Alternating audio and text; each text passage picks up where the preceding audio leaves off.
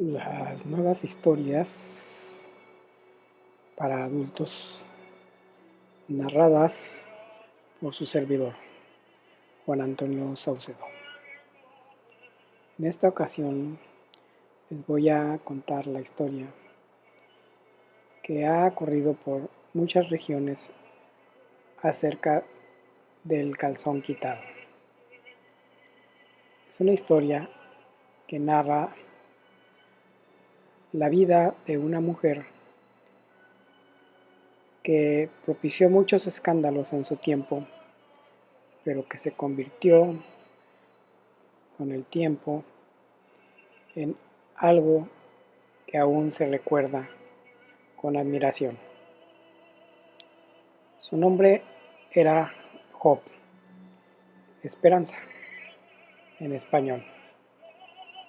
Su padre quiso que así le pusieran porque decía que ella era la que pondría en alto el nombre de la familia, la que por fin daría realce a su linaje. Y en verdad que fue una mujer maravillosa. Ahora les voy a contar su historia. Hace muchos años, en esta región vivía un hombre muy rico. Era de los fundadores de la ciudad y todos lo respetaban. Cuando nació su hija, el señor Ramiro casi se vuelve loco. Esperaba un varón y mucho costó convencerlo que ahora las mujeres tienen tantas o más posibilidades que los hombres para triunfar y alcanzar cualquier cosa en la vida. Entonces dijo que la bautizaran y la nombraran Esperanza, pero en inglés, porque estaba influenciado por las costumbres del norte. Y así la nombraron Job,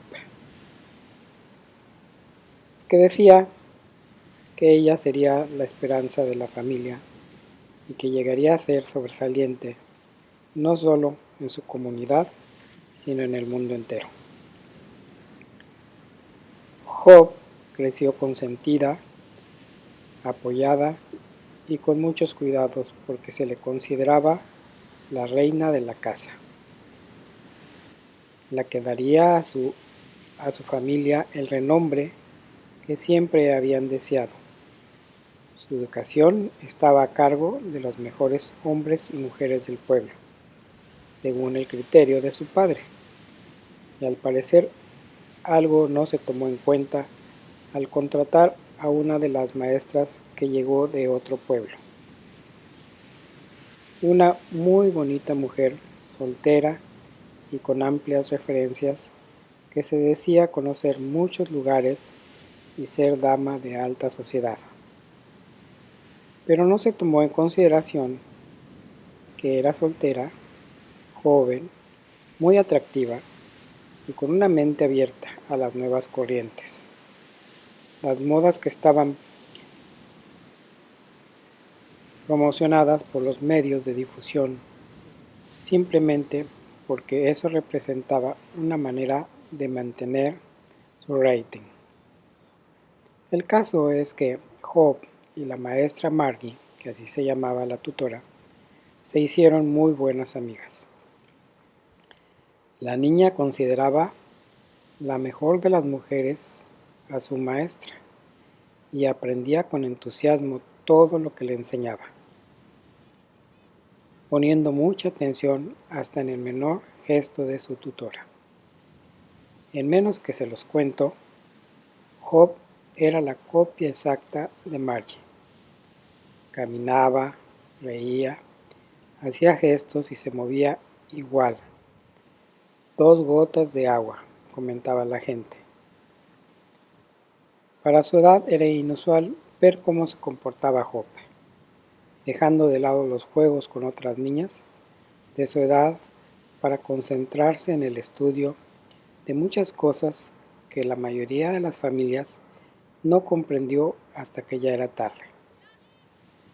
Marie le enseñó que las mujeres tenían el poder del sexo, la forma perfecta de manipular a los hombres y conseguir lo que se deseaba sin necesidad de molestarse en lo más mínimo. Por el contrario, podía resultar muy placentero el controlar a quienes se consideraban los fuertes y poderosos en el mundo y verlos vencidos a sus pies, aturdidos, serviles y dispuestos a cualquier cosa para conseguir algo que era muy difícil de conquistar, porque según Margie, nada era más tentador para los hombres que lograr lo que parece imposible, alcanzar lo que otros no logran, llegar a donde otros no han llegado, hacer suyo lo que nadie ha podido poseer. Job aprendió bien las lecciones y se convirtió en una mujer atractiva, calculadora, siempre controlando las situaciones y observando cómo los muchachos le brindaban sus atenciones y servicios solo por ganar una de sus sonrisas, una mirada coqueta o un simple agradecimiento. Conforme pasaron los años, se fue reafirmando en su manera de controlar las situaciones y Mary había pasado a ser solo una dama de compañía. La alumna superó a la maestra e hizo modificaciones, nuevas aportaciones al amplio repertorio de manipulación. Una de ellas fue el no utilizar ropa interior y mostrar con aparente descuido, en algunas ocasiones, partes que ponían a los hombres a temblar y les causaban incontrolables deseos de obtener el favor y otras cosas de la graciosa y inconquistable Job. Como podrán imaginar, eso la llevó a ser una de las más poderosas mujeres de la región. Podía conseguir casi cualquier cosa de sus admiradores y su fría y calculada situación aumentaba. Hubo muchas peleas, muchas serenatas, duelos que se hicieron famosos en la región. A las exigencias de su padre le dieron la posibilidad de enriquecerse y tener gran renombre, sin mayor esfuerzo, como decía Margie. Bueno, tenía que mantener la figura, hacer ejercicio todos los días, cuidar su arreglo personal con esmero antes de presentarse en cualquier lugar y mantener una actitud dominante con la cual ya estaba muy acostumbrada.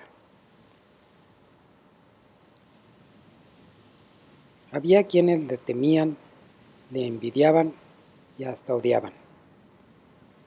Y le decían a sus espaldas la mujer sin calzón o la sin bragas.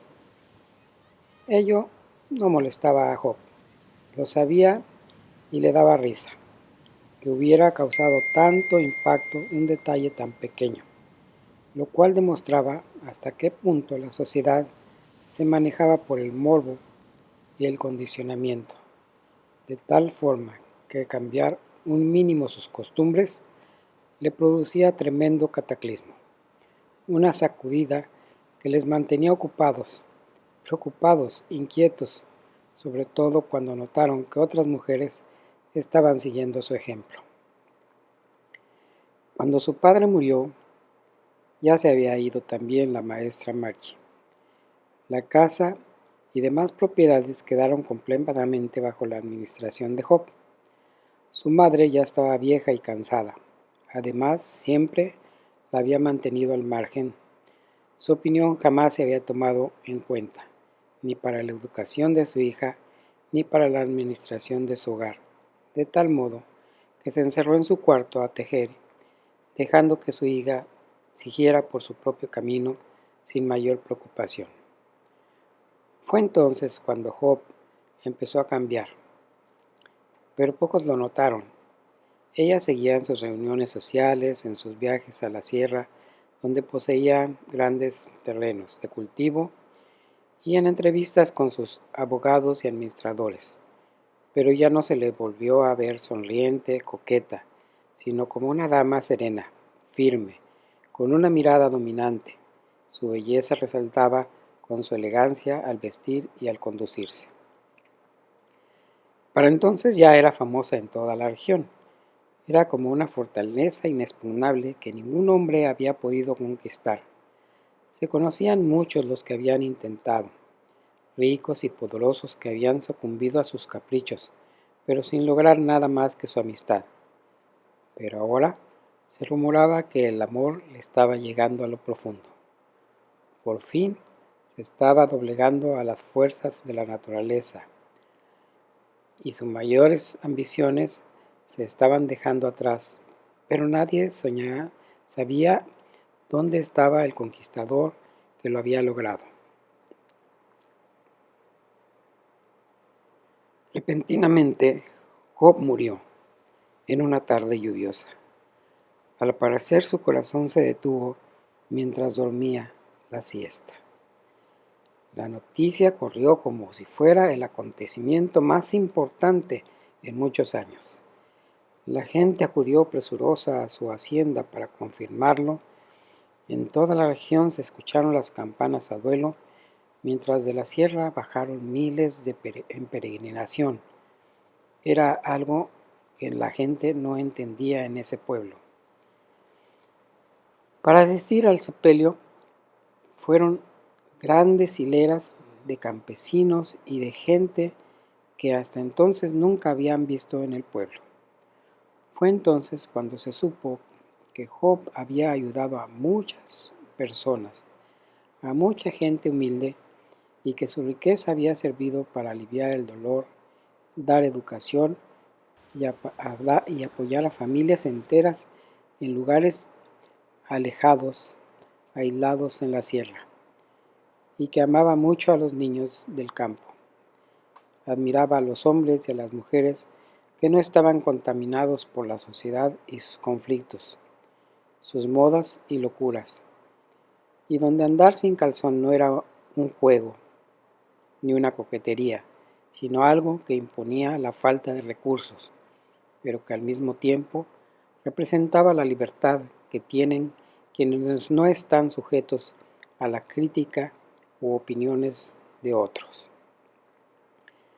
¿Por qué murió?, se preguntaban, y algunos respondían: porque tenía que morirse algún día, porque le llegó la hora, porque no pertenecía a este mundo. Y cada quien tiene su propia respuesta y también sus propias preguntas que no se contestaron jamás perfectamente. Job había dejado en su testamento bien claro que todas sus pertenencias serían administradas en parte por la Iglesia y en parte por la administración del Estado, para que fueran utilizadas en pro de los más necesitados. También una parte de ella fue a parar a Marchi, ahora radicada en la capital del estado. Desde entonces, en toda la región, cuando se trata de un asunto importante, se dice: sin calzón y calculado.